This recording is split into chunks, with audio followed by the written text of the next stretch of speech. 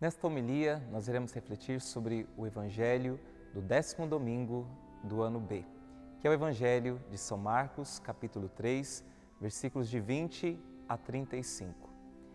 E este Evangelho aborda vários assuntos, mas o assunto central que eu gostaria de meditar com você é o que Jesus fala nos versículos de 28 a 29. Em verdade vos digo, tudo será perdoado aos homens, tanto os pecados como qualquer blasfêmia que tiverem dito. Mas quem blasfemar contra o Espírito Santo nunca será perdoado, mas será culpado de um pecado eterno. Aqui Jesus então nos fala deste pecado, desta blasfêmia contra o Espírito Santo, que não é perdoado neste mundo e nem no outro. Esta parte da Bíblia, como nos fala Santo Agostinho, ela é uma das mais difíceis de serem interpretadas e uma também que nos causa maior curiosidade. O que de fato é o pecado contra o Espírito Santo?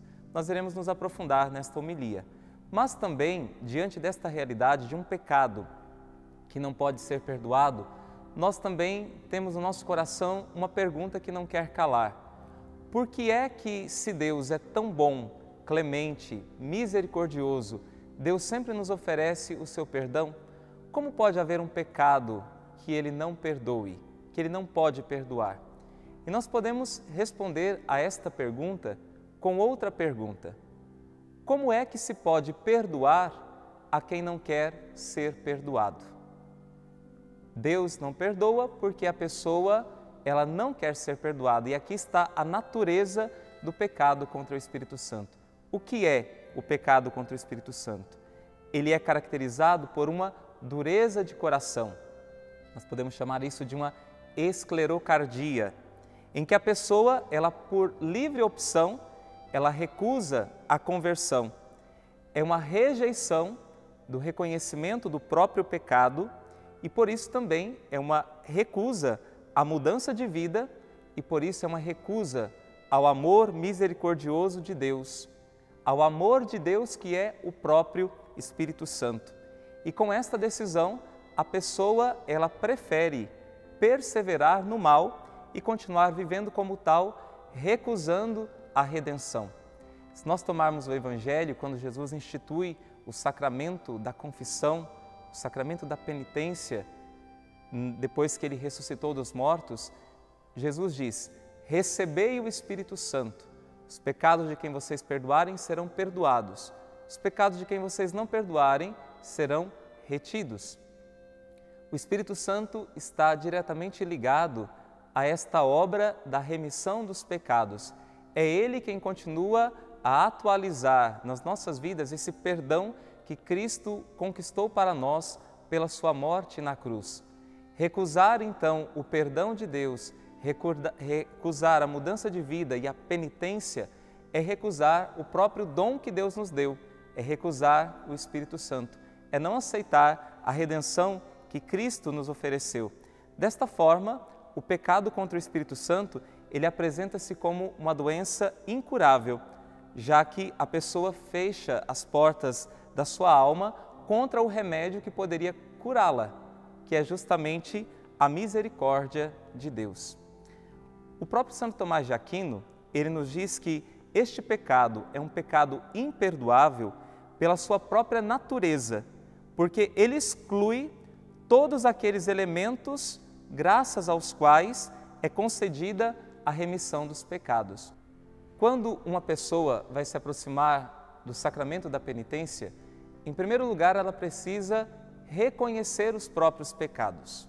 Em segundo lugar, ela precisa estar arrependida. Ela precisa também ter um desejo de mudança. E então, ela vai confessar os seus pecados e receber a absolvição. Mas essas condições são necessárias. E a pessoa que está no estado de pecado contra o Espírito Santo, ela se recusa até ao primeiro desses itens, que é reconhecer as próprias faltas e reconhecer os próprios pecados e a mudar diante de tudo isso. Isso não é, claro, o desejo de Deus. Deus, Ele quer que todos os homens sejam salvos e cheguem ao conhecimento da verdade. Deus faz de tudo para nos salvar. Nós podemos dizer com os santos que Deus, para nos salvar, Ele cometeu até grandes loucuras. A loucura de se entregar na cruz por cada um de nós. O grande desejo de Deus é a nossa salvação.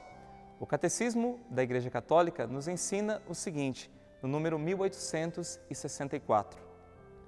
A misericórdia de Deus não tem limites, mas quem se recusa deliberadamente a acolher a misericórdia de Deus pelo arrependimento, rejeita o perdão de seus pecados e a salvação oferecida pelo Espírito Santo.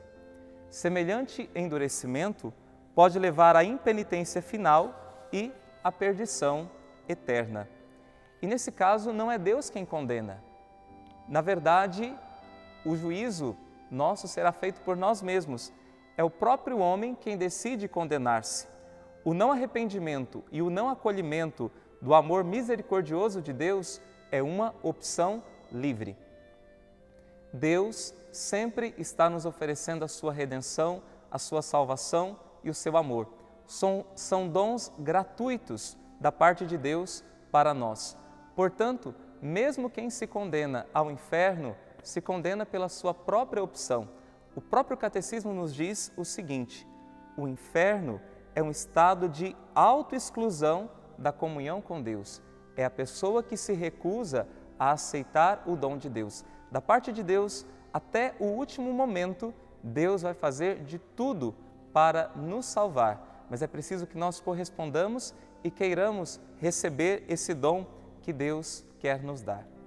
Então, é por isso que Jesus, Ele, para que nós possamos viver esta realidade da redenção, da salvação em nós e acolher a graça do amor misericordioso nas nossas vidas, Jesus, Ele deixou na sua igreja um sacramento próprio para que nós experimentemos a graça da salvação, que é o sacramento da confissão. E para aproximar-se deste sacramento, é preciso que a pessoa tenha aquelas condições que eu já disse antes. É preciso, em primeiro lugar, reconhecer os próprios pecados, arrepender-se deles e fazer o propósito de não voltar a cometê-los. Mas o que nós vemos, olhando para o nosso mundo, é que mesmo pessoas que se dizem religiosas podem estar em um estado de pecado contra o Espírito Santo, porque elas vivem as práticas religiosas apenas como uma forma de auto-justificar-se. Nós podemos tomar um exemplo disso, os próprios fariseus da época de Jesus, que eles se consideravam pessoas religiosas, virtuosas, cumpridoras da lei, mas se recusavam a aceitar a misericórdia de Deus, se recusavam a aceitar aquilo que Jesus estava lhes dizendo e se recusavam a mudar de vida. Viviam apenas uma religião exterior que não chegava ao coração. Eles viviam a lei apenas nesse aspecto legalista e não viam o sentido profundo da lei. Então, a pessoa pode viver essa prática religiosa como um meio de autojustificativa e ela não tem um verdadeiro reconhecimento e arrependimento dos seus pecados ou dos seus limites. E por isso, ela não busca os meios que nosso Senhor Jesus Cristo deixou para a sua igreja, para que a pessoa possa experimentar a reconciliação, a conversão e a remissão dos seus pecados. Uma pessoa marcada pelo pecado contra o Espírito Santo, ela se recusa a se aproximar do sacramento da confissão, por puro orgulho. E esse pecado contra o Espírito Santo, ele se manifesta de várias formas. São Pio X, no seu Catecismo Maior, ele desmembra o pecado contra o Espírito Santo em 6 partes, de 6 formas se pode cometer o pecado contra o Espírito Santo. E são elas: o desespero da salvação, a presunção da salvação sem merecimento, a terceira forma, negar a verdade conhecida como tal, a quarta forma, a inveja da graça fraterna, a quinta forma, a obstinação no pecado e a sexta forma e última, a impenitência final.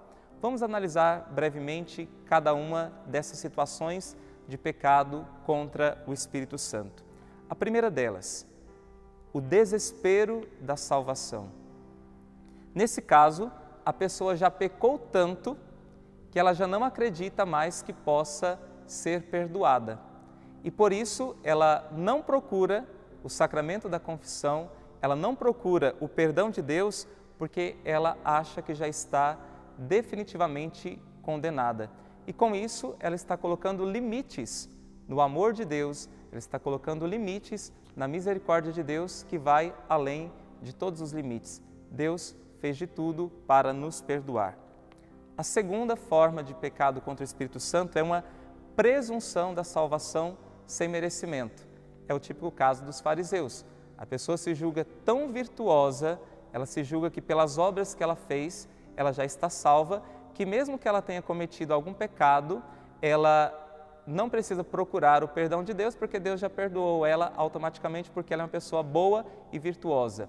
Nesse caso, a pessoa ela não procura o sacramento da confissão, porque ela acha desnecessário e ela acha que já está salva simplesmente pelas suas obras.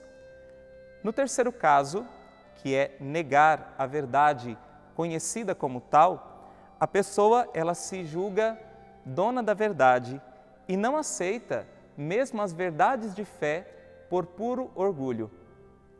Ela acha que as suas convicções, que as suas opiniões são maiores até do que os próprios ensinamentos da igreja. E por isso ela não procura o sacramento da confissão, ela não procura o arrependimento, porque ela acha que está certa. E ela se acha acima da verdade que a própria igreja ensina, e sendo que a igreja é assistida pelo Espírito Santo ao longo de toda a sua duração, de todos os tempos. E então a pessoa ela se fecha no seu orgulho e rejeita a verdade como tal, e mesmo as verdades de fé, se colocando acima da igreja e do próprio Espírito Santo, que inspira a igreja para que ela ensine os seus fiéis. A quarta forma de pecado contra o Espírito Santo é a inveja da graça fraterna. E aqui é o típico caso de Caim, que pecou contra Abel e o matou, porque sentiu inveja da graça que o irmão lhe tinha recebido. E a inveja aqui, ela é aquele sentimento em que eu não quero que o outro tenha aquilo que eu não tenho, e eu me entristeço por isso e vou fazer de tudo para que ele não tenha aquilo que eu não posso ter. E nesse caso da inveja, há uma revolta contra Deus, porque Deus deu ao outro aquilo que não é permitido a mim ter. Então, nesse caso, a pessoa não procura o arrependimento e a confissão por revolta contra Deus, porque ela pensa que Deus está sendo injusto para com ela. Então, aqui há esta inveja da graça fraterna. A quinta forma de pecado contra o Espírito Santo é uma obstinação no pecado. A pessoa aqui, ela não peca simplesmente por fraqueza, mas ela peca por malícia. Ela peca porque ela ama o pecado. Ela se acostumou com o pecado, ama o pecado e não quer sair da situação de pecado. Então, nesse caso, ela não se confessa porque ela não quer mudar de vida, ela ama o pecado e quer continuar vivendo nele. A sexta forma, aliás, de pecado contra o Espírito Santo é a impenitência final, em que a pessoa, mesmo no final da sua vida, sabendo que ela terá o seu encontro definitivo com Deus, ela não se arrepende daquilo que ela fez e ela não se confessa porque ela rejeita a graça de Deus até na última hora, ela não quer mudar de vida e não se arrepende. Então, nós temos aqui o pecado contra o Espírito Santo, que é esta dureza de coração, esta falta de conversão, de desejo de mudar de vida, de reconhecer os próprios pecados. E o grande desejo de Deus, como já dissemos, é a salvação de todos. E algumas pessoas, diante de tudo isso que foi apresentado, poderiam dizer o seguinte: Padre, algumas pessoas serão salvas por ignorância, como a gente escuta em muitos lugares e em muitas situações. De fato, algumas pessoas serão salvas por ignorância, mas nós devemos aprender uma outra coisa que o próprio Catecismo da Igreja nos ensina. Existem 3 tipos de ignorância. Existem 3 formas de nós ignorarmos algo. E não é bem assim fácil ser salvo simplesmente por ignorância. Existe um primeiro tipo de ignorância que o Catecismo chama de ignorância involuntária, que é quando a pessoa ela não teve realmente a oportunidade de conhecer a verdade e de viver segundo a verdade. Então, ela não teve oportunidade, não foi lhe concedido isso, então realmente esta ignorância ela pode realmente salvar a pessoa e a pessoa não ser responsabilizada mesmo por um erro diante de uma ignorância da qual ela não teve culpa, ela não teve condições de aprender e saber. Mas existem 2 outros tipos de ignorância. Existe a ignorância afetada e existe a ignorância invencível. A ignorância afetada é aquele tipo de ignorância que a pessoa tem condições de saber, ela sabe aonde procurar e mesmo assim ela não faz. Ela não quer saber para não se comprometer, porque ela sabe que o conhecimento da verdade vai exigir um esforço dela, então ela não está disposta a fazer esse esforço, então ela se nega a buscar isso e ela então não cresce e prefere ficar vivendo na ignorância. Então aqui é uma escolha. Aqui viver na ignorância não é algo involuntário, mas é uma escolha pessoal. E a ignorância invencível é aquela ignorância em que a pessoa ela não se deixa convencer pela verdade.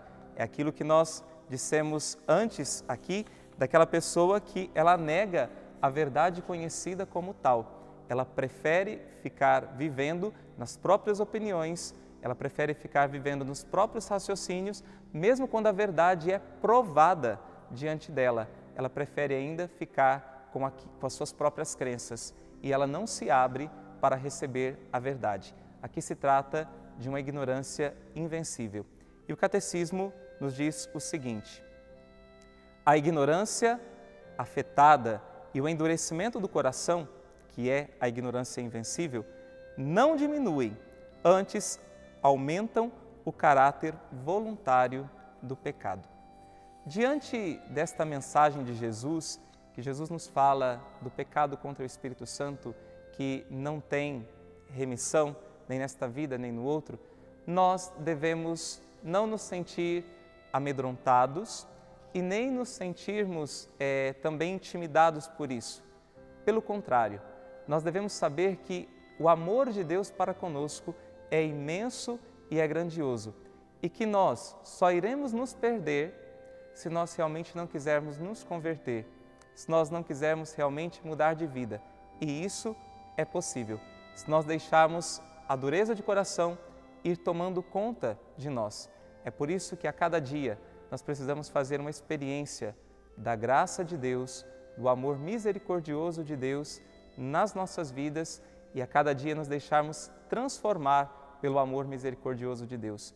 Se nós olharmos para o Evangelho, nós vamos ver que muitos pecadores passaram a seguir Jesus, Mateus, Maria Madalena, outros grandes pecadores e tiveram as suas vidas totalmente transformadas, porque eles se abriram para a graça de Deus e foram transformados por essa graça. Ao contrário, os fariseus, os saduceus e os mestres da lei se tornaram cada vez mais resistentes a Jesus, mais fechados a Ele e por isso não se converteram, não mudaram de vida e por isso não experimentaram a graça da redenção. Que o nosso coração se abra a Deus, ao seu amor e que nós nos deixemos transformar por esse amor de Deus, porque o amor de Deus é sempre transformante. Nada tem o poder de modificar tanto os nossos corações, a nossa vida, como o amor de Deus. Que Ele te ajude a viver e a experimentar profundamente esse amor. Deus te abençoe.